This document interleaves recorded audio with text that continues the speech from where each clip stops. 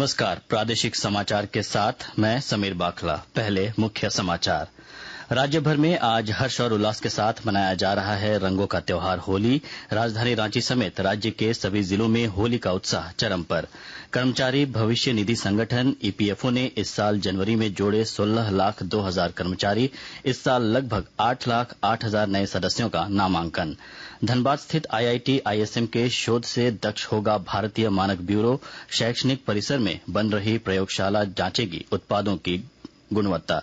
और झारखंड की gymnastic team ने नेशनल जिम्नास्टिक प्रतियोगिता में पहली बार जीते 2 कांस्य पदक।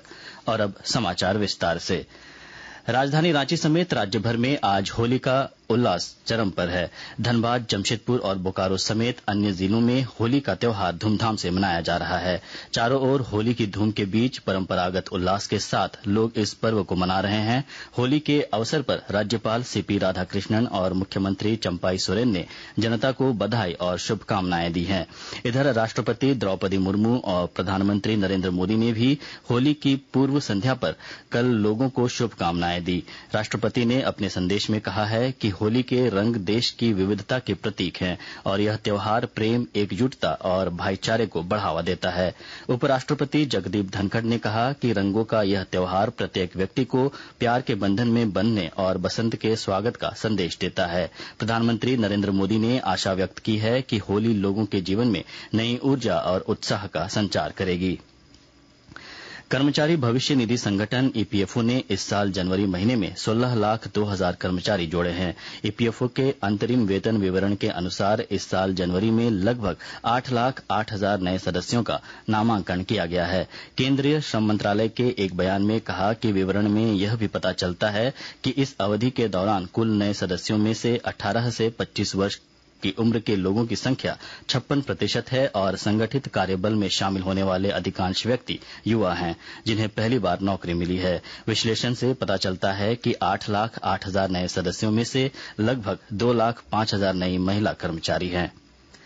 भारतीय जनता पार्टी ने कल रात राज्य में लोकसभा की 3 सीटों के लिए प्रत्याशियों की घोषणा कर दी। इसके तहत दुमका से सुनील सोरेन की जगह सीता सोरेन को प्रत्याशी बनाया गया है। सीता सोरेन ने हाल ही में झारखंड मुक्ति मोर्चा को छोड़कर भाजपा की सदस्यता ग्रहण की है। वहीं चतरा से कालीचरण सिंह और धनबाद से ढुल्लू महतो को पार्टी ने प्रत्याशी घोषित किया है। पार्टी ने इन तीनों सीट पर निवर्तमान सांसदों का टिकट काटते हुए नए चेहरों को मौका दिया है।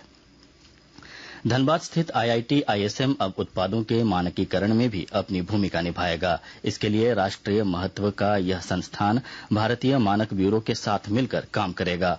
ब्यूरो से जुड़े एक अधिकारी ने बताया कि शैक्षणिक परिसर में एक विशेष प्रयोगशाला की स्थापना की जा रही है, जहां उत्पादों की गुणवत्ता को देखकर विशेषज्ञ अपनी रिपोर्ट सौंपेंगे। इस दौरान यह भी बताया जाएगा कि उत्पाद का मानक क्या होना चाहिए और उसमें सुधार की कितनी आवश्यकता है। मानक ब्यूरो अपनी इस प्रयोगशाला को आईआईटी आईएसएम की मदद से और अधिक अत्याधुनिक बनाएगा। रंगों से होली खेलने के दौरान लोगों को पूरी सावधानी बरतनी चाहिए। आकाशवाणी से बातचीत में दिल्ली एम्स के नेत्र विशेषज्ञ डॉक्टर जेएस तितियाल ने लोगों को आंखों की सुरक्षा के लिए एहतियात बरतने की सलाह दी है। उन्होंने कहा कि हानिकारक रंगों से किसी तरह का संक्रमण होने पर डॉक्टर से परामर्श जरूर किया जाना चाहिए। चतरा के टंडवा स्थित राष्ट्रीय ताप विद्युत निगम लिमिटेड एनटीपीसी के तीसरे यूनिट से इस वर्ष नवंबर महीने तक बिजली उत्पादन शुरू कर दिया जाएगा। यहां के परियोजना प्रमुख स्वप्नेंदु पांडा ने एक प्रेस वार्ता में इसकी जानकारी दी। उन्होंने कहा कि एयर कूल्ड तकनीक का प्रयोग भारत में पहली बार टंडवा के इस प्लांट में किया गया है। श्री पांडा ने बताया कि यह परियोजना जल संरक्षण के मानकों पर भी खरा उतर रहा है।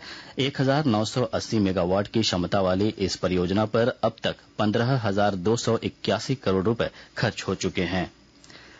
स्वदेशी दवा निर्माता company Bharat biotech international limited ने तपेदिक यानी टीबी के टीके एमटीबी वैक का वयस्कों पर चिकित्सीय परीक्षण शुरू कर दिया है। भारत बायोटेक के अनुसार टीबी का यह पहला टीका है जिसे स्पेन की दवा निर्माता कंपनी बायोफेब्री ने मानव स्रोत से तैयार किया है। परीक्षण के पहले चरण में यह टीका एचआईवी से संक्रमण रहित वयस्कों को लगाया गया है। दूसरे चरण में यह टीका एचआईवी ग्रस्त वयस्कों को दिया जा रहा है।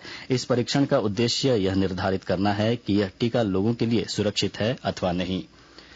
खूंटी की तेजस्विनी परियोजना से जुड़ी किशोरियां आर्थिक सशक्तिकरण की दिशा में लगातार आगे बढ़ रही हैं। विस्तृत जानकारी के साथ हमारी संवाददाता।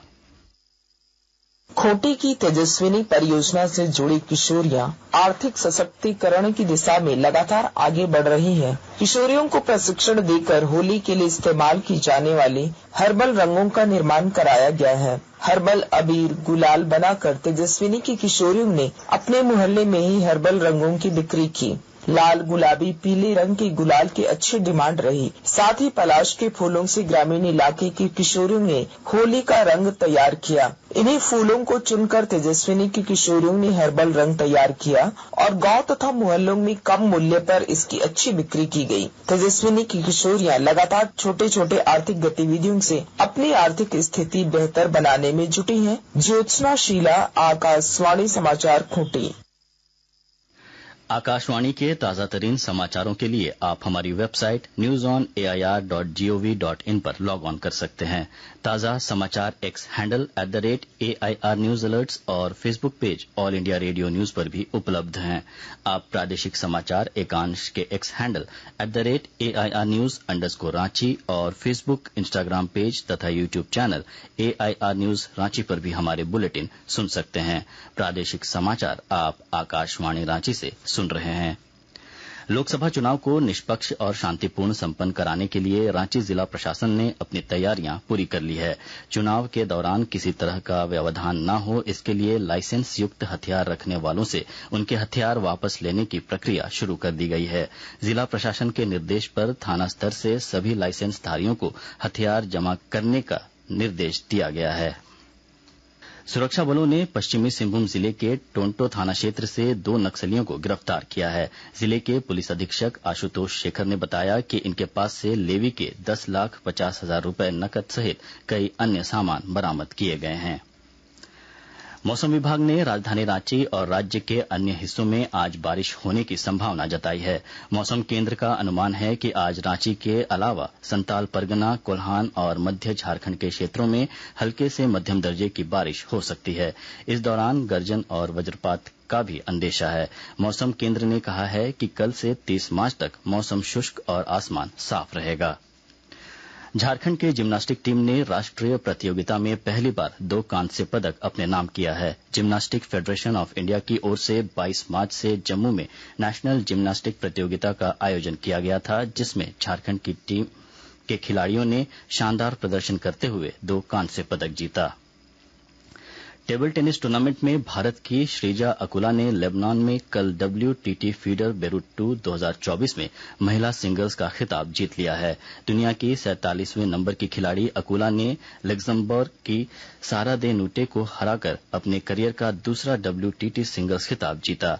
वहीं महिला डबल्स के फाइनल में श्रीजा अकुला और दिया चितेल की जोड़ी खिताब जीतने में असफल रही। हांगकांग चीन की डू होई किम और झू चेंगझू ने उन्हें हराया। मिक्स डबल्स खिताब के लिए भारत के पोयमंती बैसिया और आकाश पाल ने साथियान ज्ञान सेकरन और मनिका बत्रा को हराया, जबकि पुरुष डबल्स फाइनल में मानुष शाह और मानव ठक्कर ने लेबनान में WTT फीडर बेरूट 2 टूर्नामेंट का खिताब जीता। IPL क्रिकेट में कल रात जयपुर के सवाई मानसिंह इंडोर स्टेडियम में राजस्थान रॉयल्स ने लखनऊ सुपर जायंट्स को 20 रन से हरा दिया। वहीं IPL के दूसरे मुकाबले में कल अहमदाबाद के नरेंद्र मोदी स्टेडियम में गुजरात जायंट्स ने मुंबई इंडियंस को 6 रन से हराया। आज बेंगलुरु के M चिन्नास्वामी स्टेडियम में रॉयल चैलेंजर्स का मुकाबला पंजाब किंग्स से शाम 7:30 बजे से शुरू होगा। अंत में मुख्य समाचार एक बार फिर। राज्य भर में आज हर्ष और उल्लास के साथ मनाया जा रहा है रंगों का त्योहार होली। राजधानी रांची समेत राज्य के सभी जिलों में होली का उत्साह चरम पर। कर्मचारी भविष्य निधि संगठन EPFO ने इस साल जनवरी में जोड़े 16,02,000 कर्मचारी।